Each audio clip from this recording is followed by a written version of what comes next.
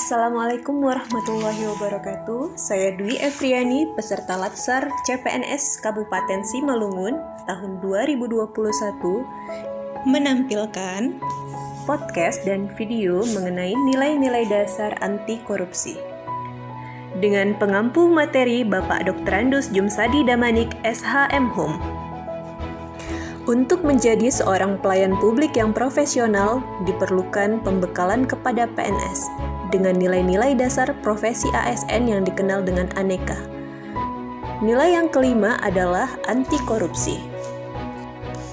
Sesuai dengan Undang-Undang Nomor 31 Tahun 99, korupsi adalah tindakan melawan hukum dengan melakukan perbuatan memperkaya diri sendiri atau orang lain atau suatu korporasi yang dapat merugikan keuangan negara atau perekonomian negara.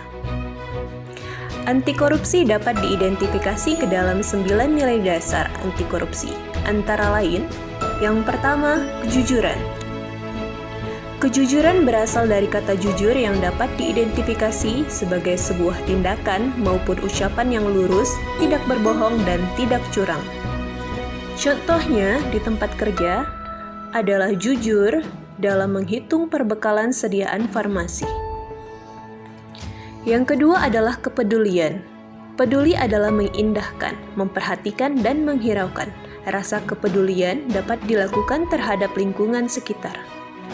Contohnya, memberi konseling obat kepada pasien, menjelaskan aturan minum obat, cara pakai, dan dosisnya.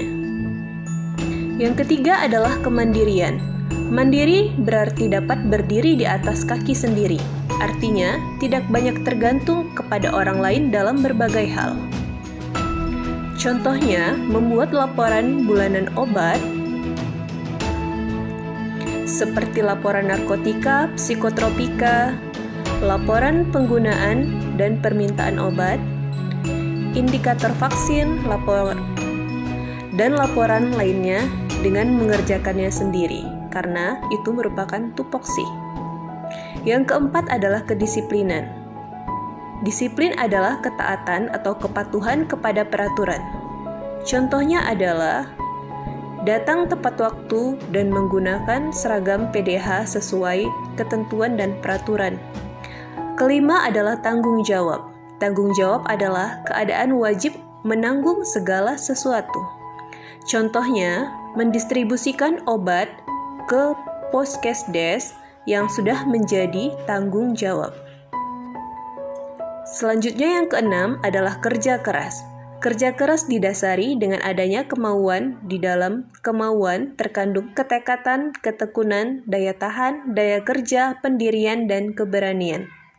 Contohnya mengevaluasi penggunaan sediaan obat, mengecek obat-obat yang ED, dan membuat pelaporannya. Selanjutnya yang ketujuh adalah kesederhanaan.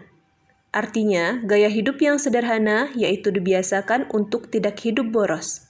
Contohnya, memakai dan menggunakan fasilitas sesuai dengan kebutuhan. Yang kedelapan adalah keberanian. Dapat diwujudkan dalam bentuk berani mengatakan dan membela kebenaran. Contohnya, berani menegur pasien yang tidak memakai masker untuk menggunakan masker. Yang terakhir adalah keadilan. Adil adalah sama berat, tidak berat sebelah, dan tidak memihak. Contohnya adalah melayani pasien tanpa pandang bulu. Sekian podcast dari saya. Assalamualaikum warahmatullahi wabarakatuh.